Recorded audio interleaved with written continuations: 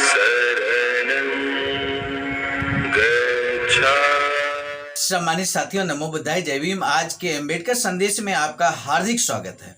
आज के अम्बेडकर संदेश में हम बात करेंगे कि जब बाबा साहब हर भगवान से मिले तो क्या बात हुई और क्या बातचीत हुई, उसका निष्कर्ष क्या निकला। आज के अम्बेडकर संदेश में हम आपको बताएंगे आखिर हर भगवान कौन है। ये सबसे पहले हम आपको बताएंगे। कल के अम्बेडकर संदेश को कंटिन्यू करते हुए आगे बात करेंगे। कल के अम्बेडकर संदेश को हमने रोका था कि सच्चाई चाहे जो कुछ भी हो, मैं इस दबाव के आगे नहीं झुका। जब मंडल ने देखा कि मैं अपना भाषण बंबई में ही छपवाने के लिए बराबर आग्रह कर रहा हूं, तो मंडल ने मेरे प्रस्ताव को स्वीकार करने के बजाय मुझे तार द्वारा सूचित किया कि वे श्री हर भगवान को इस मामले पर व्यक्तिगत रूप से बात करने के लिए बंबई भेज रहे हैं। श्री हर भगवान 9 अप्रैल को बंबई आए। तो श्री हर भगवान, सम्मानित साथियों, हम आपको बता दें, जात पात तोड़क मंडल जिसके मंत्री श्री संत राम जी थे, उन्होंने श्री हर भगवान को बाबा साहब को मिलने के लिए भेजा। और बाबा साहब इस बात पर अडिग थे कि जो वो स्पीच करना चाहते हैं लाहौर में, वो स्पीच प्रकाशित करने के लिए बाबा साहब चाहते थे कि बंबई में उसका प्रकाशन किया जाए, मुद्रण किया जाए। लेकिन जात पात तोड़क मंडल ये चाहता था कि लाहौर में उसका प्रकाशन किया जाए। तो ये इस बात पर झगड़ा हुआ था। इस बात को लेकर लगातार विवाद की स्थिति बनी हुई थी। तो ऐसे में यहाँ पर बाबा साहब लिखते हैं कि जब मैं श्री हर भगवान से मिला तो मैंने देखा कि वह इस मुद्दे पर कुछ भी नहीं कहना चाहते। इस मुद्दे पर कुछ भी नहीं कहना चाहते। तो आखिर किस मुद्दे को लेकर उनको भेजा गया जात पात तोड़क मंडल की तरफ से। तो आज के अम्बेडकर संदेश विस्तार से बात करने वाले हैं। लेकिन हम आपको बता दें, आज का अम्बेडकर संदेश पेज नंबर 31 से लेकर 35 तक हम आपके समक्ष प्रस्तुत करेंगे। बाबा साहब डॉक्टर अम्बेडकर संपूर्ण वांग में खंड 1 से आज का अम्बेडकर संदेश बेहद खास होने वाला है। तो आइए शुरू करते हैं। BBAIC Buddha Bodhisattva Ambedkar international centre, Sarnath, Varanasi, राज्य उत्तर प्रदेश, देश भारत के सौजन्य से बाबा साहब लिखते हैं कि जब मैं श्री हर भगवान से मिला तो मैंने देखा कि वह इस मुद्दे पर कुछ भी नहीं कहना चाहते थे। किस मुद्दे पर? कि जो स्पीच है वो चाहे लाहौर में प्रकाशित हो चाहे बंबई में प्रकाशित हो, इस बात को लेकर उन्हें कोई आपत्ति नहीं थी।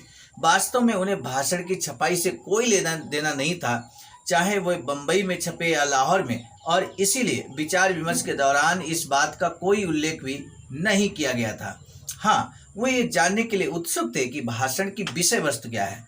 इससे मुझे विश्वास हो गया कि भाषण के लाहौर में छपवाने से मंडल का उद्देश्य धन बचाना नहीं था, अपितु भाषण की विषय वस्तु को जानना था। क्योंकि जब लाहौर में छपेगा तो स्वाभाविक है विषय वस्तु को वो पहले ही समझ लेंगे। मैंने उन्हें भाषण की एक प्रति दे दी। वह भाषण के कुछ अंशों को देखकर प्रसन्न नहीं हुए। हर भगवान को बाबा साहब ने एक प्रति दे दी कि ये लीजिए, ये स्पीच है, विषय वस्तु समझनी है, देख लीजिए। तो उन्हें कुछ विषय वस्तु देखकर वो प्रसन्न नहीं हुए। उन्होंने लाहौर पहुंचकर, यहाँ तो कुछ नहीं कहा, लेकिन जब वापस जाते हैं, लाहौर पहुंचते हैं, तो लाहौर पहुंचकर एक पत्र लिखा बाबा साहब को। वो पत्र लिखा उन्होंने 14 अप्रैल 1936 को लाहौर से। सम्मानित साथियों, आपको मालूम है 14 अप्रैल वो ऐतिहासिक दिन है जिस दिन बाबा साहब का जन्म हुआ था। और पूरे देश में डॉक्टर अम्बेडकर जयंती के रूप में 14 अप्रैल मनाया जाता है। ये संयोग की बात है, इसलिए हमने यहाँ पर जिक्र किया है। 14 अप्रैल 1936 को श्री हर भगवान बाबा साहब को लिखते हैं, कहते हैं, प्रिय डॉक्टर साहब, मैं 12 तारीख को बंबई से यहाँ लौटा हूँ और तभी से मैं लगातार रेल में बिताई 5-6 रातों तक सो न सकने के कारण अस्वस्थ हूँ। यहाँ पहुँचने पर मुझे पता चला कि आप अमृतसर आए थे। यदि मैं बाहर आने जाने के लिए ठीक रहता तो मैं वहाँ आपसे मिलता। मैंने आपका भाषण अनुवाद के लिए श्री संतराम को दे दिया है।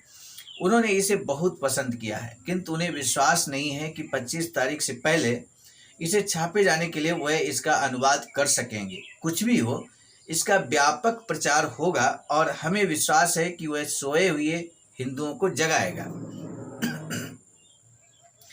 बम्बई में जिस लेखांश की ओर मैंने संकेत किया था उसे हमारे कुछ मित्रों ने पढ़ा। इस पर उनकी कुछ शंकाएं हैं और हम में से जो लोग बिना किसी अप्रिय घटना के सम्मेलन को समाप्त करना चाहते हैं उनकी इच्छा है कि कम से कम वेद शब्द को फिलहाल छोड़ दिया जाए। इसका निर्णय मैं आप पर छोड़ता हूं। फिर भी मुझे आशा है कि आप अपने अंतिम पैरे में इस बात को स्पष्ट करेंगे कि भाषण में व्याप्त विचार आपके अपने हैं और मंडल उनके लिए जिम्मेदार नहीं है। मुझे आशा है कि मेरी इस बात का आप अन्यथा नहीं लेंगे और हमें भाषण की 1000 प्रतियां उपलब्ध करा देंगे। हम अवश्य ही इनकी कीमत आपको चुका देंगे। इस आशय का एक तार आज मैंने आपको भेजा है। 100 रुपये का चेक इस पत्र के साथ संलग्न है। कृपया इसकी पावती भेजें और हमें यथासमय अपने बिल भी भेज दें। मैंने स्वागत समिति की एक बैठक बुलाई है। मैं उसके निर्णय से तत्काल आपको सूचित करूंगा। आपने भाषण को तैयार करने में जो भारी कष्ट उठाया है उसके लिए कृपया मेरा हार्दिक धन्यवाद स्वीकार करें। आपकी कृतज्ञता के लिए हम निश्चय ही बहुत ही ऋणी हैं। आपका हर भगवान। तो हर भगवान ने ये बात बाबा साहब को लिखी है। इस बात के परिप्रेक्ष्य में बाबा साहब का क्या मानना है, और उसके बाद एक और पत्र हर भगवान बाबा साहब को लिखते हैं। उसमें बड़ा मोड़ आ जाता है। किस तरह का मोड़ यहाँ पर आएगा, दिलचस्प मोड़ जानिए आज के ही अम्बेडकर संदेश में। सामान्य साथियों, आप अगर हमारे इस चैनल आवाज़ का ऑफिशियल पर पहली बार हैं तो चैनल को बेल आइकन के साथ सब्सक्राइब करना ना भूलें, क्योंकि हर दिन सुबह 5 बजे हम अम्बेडकर संदेश लेकर उपस्थित होते हैं इसी चैनल के माध्यम से। पुनश्च कृपया भाषण के छपते ही तत्काल उसकी प्रतियां यात्री गाड़ी से भेज दें ताकि उन प्रतियों को प्रकाशन के लिए समाचार पत्रों को भेज दिया जाए।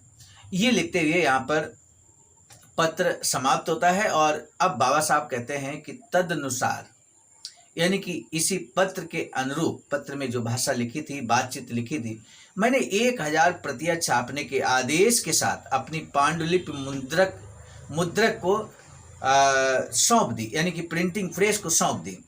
8 दिन के बाद मुझे श्री हर भगवान का एक और पत्र मिला।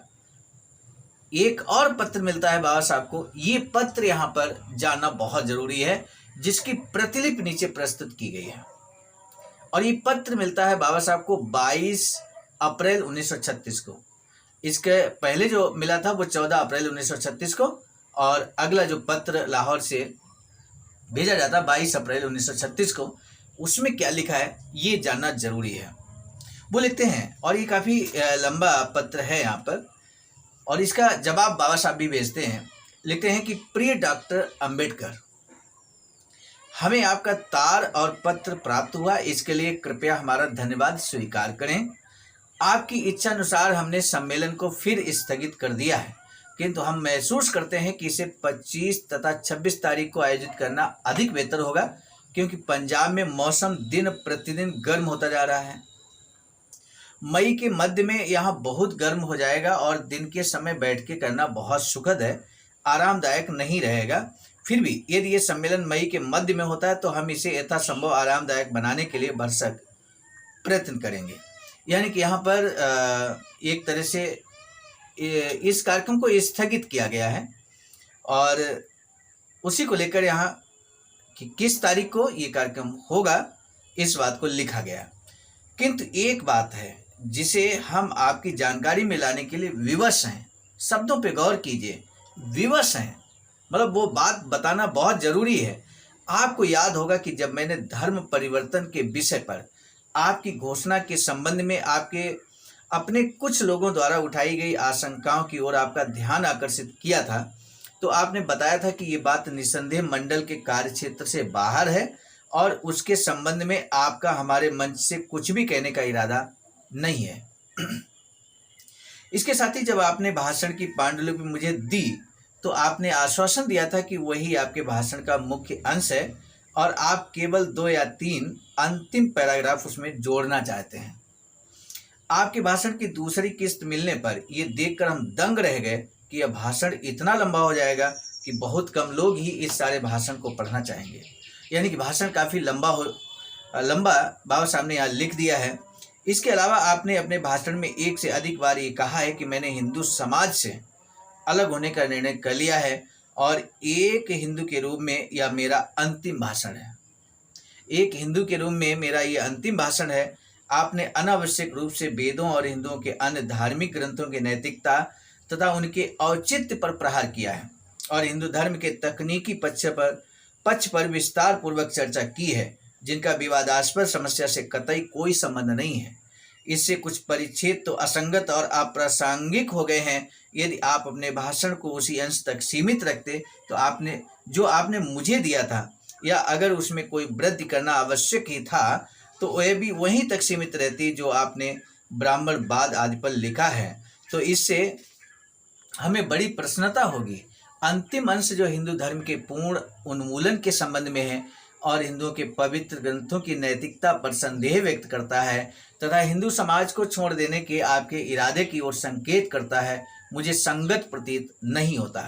हमारे साथ यहाँ बाबा साहब के स्पीच के जिस अंश को लेकर आपत्ति जताई गई है उस बात को आप बखूबी समझ पा रहे हैं। आगे वो लिखते हैं कि अतः मैं सम्मेलन के लिए उत्तरदायी लोगों की ओर से बड़ी विनम्रता के साथ आपसे अनुरोध करता हूं कि आप ऊपर संदर्भित परिच्छेदों को छोड़ दें और भाषण को वहीं समाप्त कर दें जहां तक आपने मुझे दिया था, या आप चाहें तो ब्राह्मणवाद तक कुछ पैरे उसमें जोड़ दें। हम नहीं समझते कि भाषण को अनावश्यक रूप से उत्तेजनात्मक और कष्टकारी बनाने में कोई बुद्धिमानी है। हम में से कई लोग आपकी भावनाओं का समर्थन करते हैं और हिंदू धर्म के पुनर्निर्माण हेतु आपका मार्गदर्शन चाहते हैं। यदि आप अपने विचारों के लोगों को आपस में मिलाने का निर्णय करते तो बड़ी संख्या में लोग आपके सुधारवादी कार्यकर्ताओं में शामिल हो जाते। वास्तव में हमने सोचा था कि आप जाति प्रथा की बुराइयों को समाप्त करने में हमारा मार्गदर्शन करेंगे, विशेषकर जब आपने इस विषय का इतना गहन अध्ययन किया है। हमारा विचार था कि आप एक क्रांति लाकर इस दिशा में किए जा रहे महान प्रयत्नों के केंद्र बिंदु बनकर हमारे हाथ मजबूत करेंगे, किंतु आपने घोषणा जिस रूप में की है उसके दोहराए जाने से इसकी शक्ति समाप्त हो जाती है और यह एक घिसी पिटी चीज बनकर रह जाती है। ऐसी परिस्थितियों में मैं आपसे अनुरोध करूंगा कि आप सारे मामले पर फिर से विचार करें और ये कहकर अपने भाषण को अधिक प्रभावी बनाएं कि यदि हिंदू लोग जाति प्रथा को समाप्त करने की दिशा में ईमानदारी से काम करने के इच्छुक हैं, चाहे उन्हें इसके लिए अपने सगे संबंधियों और धार्मिक मान्यताओं को ही तिलांजलि क्यों न देनी पड़े, तो मुझे इस कार्य की अगुवाई करने में प्रसन्नता होगी। हमारे साथ यहाँ पर ये कोटेशन हर भगवान बाबा साहब को लिखते हैं और वो कहते हैं कि ये कोटेशन आप जोड़ें, बजाय इसके कि हम हिंदू धर्म का अंतिम भाषण दे रहे हैं हिंदू धर्म में रहते हुए और ये हमारा अंतिम भाषण होगा, तो इस तरह की बातें न की जाएं, बल्कि ये कहा जाए कि हिंदू लोग, तो किस तरह से बाबा साहब को यहाँ पर एक दिशा देने की कोशिश हर भगवान के द्वारा किया जा रहा है। बाबा साहब का इस बात को लेकर क्या प्रतिक्रिया होगी ये जानना बहुत जरूरी रहेगा। बहुत दिलचस्प रहेगा कि बाबा साहब ने इस बात को लेकर क्या प्रतिक्रिया दी होगी। आगे वो लिखते हैं कि यदि आप ऐसा करते हैं तो मुझे आशा है कि आपको ऐसे प्रयास में पंजाब से तत्काल अनुकूल प्रतिक्रिया प्राप्त होगी। यदि आप ऐसे समय पर हमारी सहायता करेंगे तो मैं आपका आभारी रहूंगा, क्योंकि हम पहले ही भारी खर्च कर चुके हैं और बड़े असमंजस की स्थिति में हैं। कृपया हमें वापसी डाक से सूचित करें कि क्या आपने भाषण को उपयुक्तानुसार सीमित करने की कृपा की है। यदि आप फिर भी भाषण को संपूर्ण रूप में छापने का आग्रह करते हैं तो हमें खेद है कि हमारे लिए सम्मेलन का आयोजन करना संभव और कदाचित उपयुक्त नहीं होगा और हम चाहेंगे कि इसे अनिश्चित काल के लिए स्थगित कर दिया जाए। हालांकि ऐसा करने में हमें लोगों की सद्भावना से हाथ धोना पड़ेगा, क्योंकि ये सम्मेलन बार बार स्थगित करना पड़ा है। फिर भी हम यह उल्लेख करना चाहते हैं कि आपने जाति प्रथा पर ऐसा बढ़िया प्रबंध लिखकर हमारे हृदय में एक स्थान बना लिया है। मैं कह सकता हूँ कि अब तक लिखे गए अन्य सभी शोध प्रबंधों से बढ़कर है और यह एक मूल्यवान विरासत के रूप में सिद्ध होगा। आपने इसके तैयार करने में जो कष्ट उठाया है उसके लिए हम सदा आपके ऋणी रहेंगे। आपकी कृपा के लिए बहुत बहुत धन्यवाद। शुभकामनाओं सहित आपका हर भगवान। इस पत्र के उत्तर में मैंने जो उत्तर भेजा वह इस प्रकार है। सम्मानित साथियों, बाबा साहब ने इस पत्र के उत्तर में क्या जवाब भेजा, और बाबा साहब ने छोटा मोटा जवाब नहीं भेजा। हम आपको बता दें 1 2 3 4 5 6 पेज में बाबा साहब का ये जवाब है, और वो हम बाबा साहब ने क्या जवाब दिया कल के अम्बेडकर संदेश में लेकर उपस्थित होंगे। आज को यहाँ पर हम यहीं पर अम्बेडकर संदेश को स्थगित करना चाहेंगे। आप चूंकि लगातार अम्बेडकर संदेश को वाच कर रहे हैं, और इसलिए एक अम्बेडकर संदेश सुनने के बाद जब दूसरा अम्बेडकर संदेश आप सुनेंगे और एक दूसरे को रिलेट करते हुए सुनेंगे, तो निश्चित है आपके ये बात जरूर बखूबी समझ में आएगा कि बाबा साहब ने अपना संदेश और अपनी बात को यहाँ पर क्लियर कर दिया है। और क्या क्लियर किया है, कल के अम्बेडकर संदेश में लेकर हम जल्द उपस्थित होते हैं। अब दीजिए इजाजत, इस उम्मीद के साथ, इस निवेदन के साथ कि इस अम्बेडकर संदेश को आप जरूर शेयर कीजिएगा विभिन्न सामाजिक संगठनों तक, विभिन्न सामाजिक लोगों तक, अम्बेडकर अनुयायियों, बुद्ध अनुयायियों तक अम्बेडकर संदेश ये जाना चाहिए। ये हमारा विशेष निवेदन है। इसी के साथ आप सभी को सादर नमो बुद्धाय। साथियों, हम एक महत्वपूर्ण बात बताना उचित समझते हैं। बाबा साहब की अधूरी इच्छा के अनुरूप एक वैचारिकी सेंटर निर्माणाधीन है सारनाथ वाराणसी में, जहां पर 14,000 स्क्वायर फीट जमीन परचेज कर ली गई है ring road green city Faridpur Sarnath में। वैचारिकी सेंटर के प्रशासनिक ब्लॉक का निर्माण कार्य कंप्लीट हो चुका है। शानदार बेहतरीन प्रशासनिक ब्लॉक का निर्माण पूर्ण हो चुका है। आगे अब मुख्य भवन को बनाने की बारी हम सबकी है, और इस हेतु आप दिए गए अकाउंट नंबर पर अपना अमूल्य योगदान कर सकते हैं।